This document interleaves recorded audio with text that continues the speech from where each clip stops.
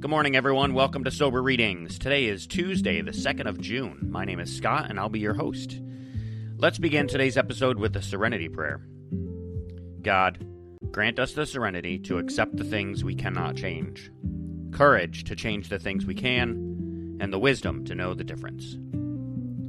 Today's reading from Daily Reflections, The Upward Path. Here are the steps we took. And that is a line from the How It Works chapter of Alcoholics Anonymous, and it's on page 59. These are the words that lead into the 12 steps. In their direct simplicity, they sweep aside all psychological and philosophical considerations about the rightness of the steps. They describe what I did. I took the steps, and sobriety was the result.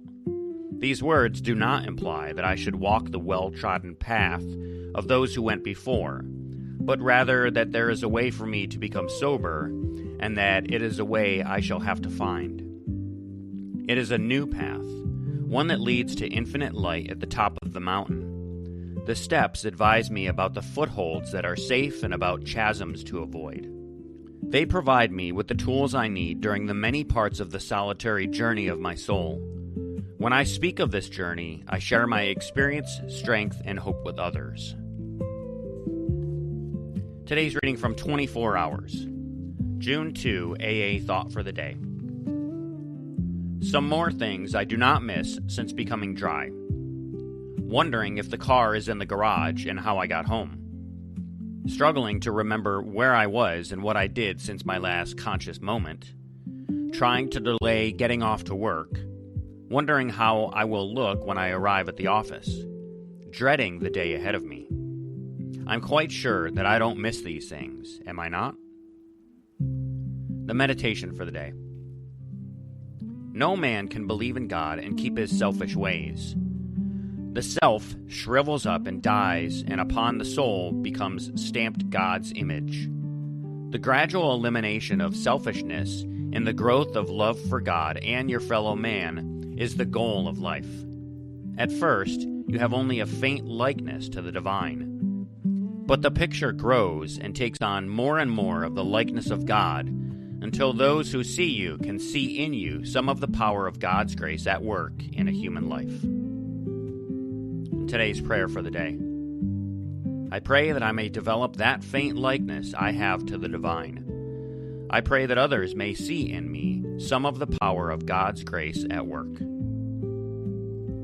And for today's final reading, let's pick up where we left off in Alcoholics Anonymous Comes of Age, a brief history of a unique movement. And so we'll pick up in Chapter 2 where we left off with Bill having just left a meeting, and he's walking up 23rd Street, and he says he realized he hadn't thought of looking in any of the bars. So we'll pick it up there. Before going to bed, Lois and I had a long talk. There was hope in every word. Without an ounce of gin, I slept like a child. I was due for a terrible hangover the next morning, but I had almost none at all. Yet that small hangover was my undoing once more. I felt I would be more comfortable watching the sun come up if I had a drink. Just one or two, maybe. Saying nothing to Lois, I took a couple aboard and followed them up with mouthwash. She noticed nothing, and I felt fine. After she left for work, the hangover got very troublesome again. This was to be the last one.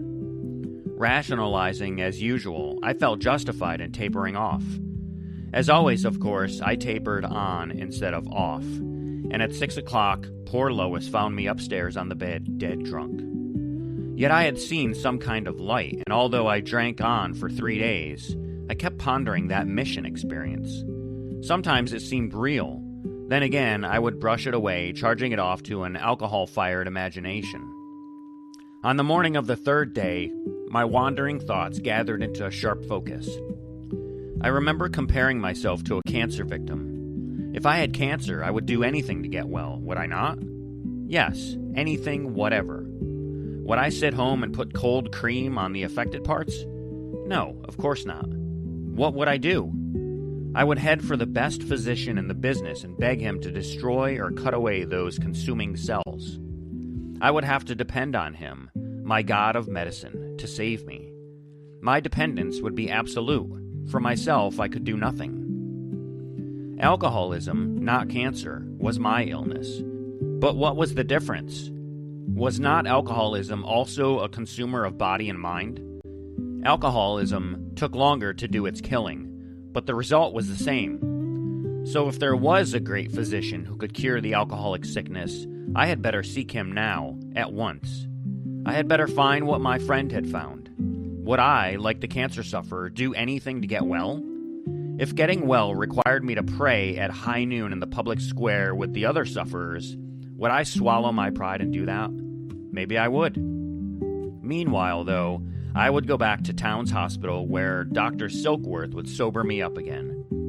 Then I could look clear-eyed at Ebby's formula for sobriety.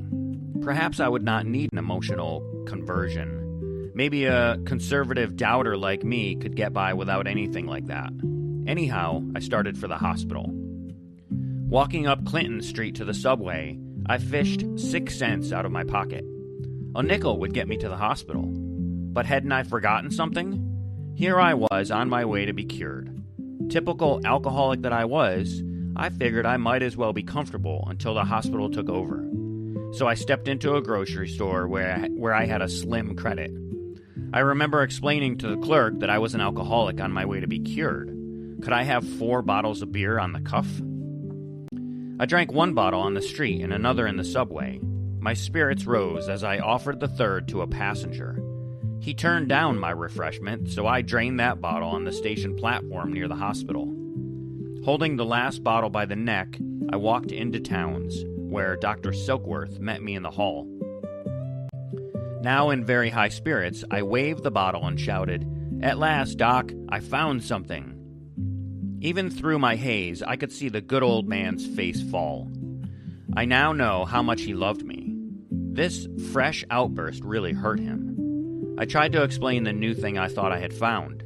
He looked at me, shaking his head, and after a while he quietly said, "Well, my boy, isn't it time you went upstairs and went to bed?" I was not in too awful a condition. In 3 or 4 days, I was free of what little sedative they gave me, but I was very depressed. I was still choking on the God business. Bright and early one morning, friend Ebby showed up and stood in the doorway, smiling broadly. I didn't see what was so funny. Then I had a suspicion. Maybe this is the day he is going to evangelize me. Maybe he's going to pour on the sweetness and light. But no, he made me wait until I asked him. "Well," said I, "what is your neat little formula once more?" In perfectly good humor, he handed it out again. You admit you are licked. You get honest with yourself. You talk it out with somebody else. You make restitution to the people you have harmed. You try to give of yourself without stint, with no demand for reward. And you pray to whatever God you think there is, even as an experiment. It was as simple and yet as mysterious as that. After some small talk, he was gone. My depression deepened unbearably, and finally it seemed to me as though I were at the very bottom of the pit. I still gagged badly on the notion of a power greater than myself. But finally, just for the moment, the last vestige of my proud obstinacy was crushed. All at once I found myself crying out, "If there is a God, let him show himself. I am ready to do anything. Anything." And so we'll stop right there in Bill's story. But I can tell you that I read ahead a couple paragraphs, and you'll really want to hear this next part. It's really good.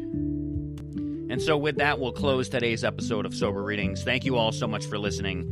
If you'd like to drop $1 in the virtual donation basket for today's reading, go to my website, soberreadings.com, and click the donate button. So again, thank you so much for listening. Stay sober, keep reading, and I'll see you in the next episode. Until then, take care of yourselves and each other, and remember, just for today, don't drink, go to a meeting, and keep coming back.